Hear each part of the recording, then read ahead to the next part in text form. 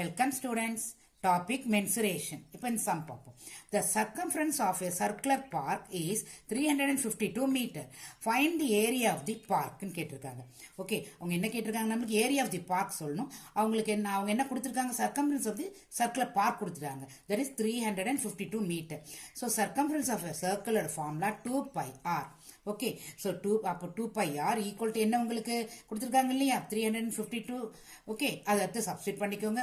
இப்போ கான்ஸ்டன்ட் டேர்ம்லாம் ஒரு பக்கம் கொண்டுட்டு வாங்க. ஸோ உங்களுக்கு பைக்கு வேல்யூ 22/7, அது அப்சைட் டவுனா 7/22 போட்டுக்கோங்க. ஸோ r ஈக்குவல் டு உங்களுக்கு 56 மீட்டர் வரும்.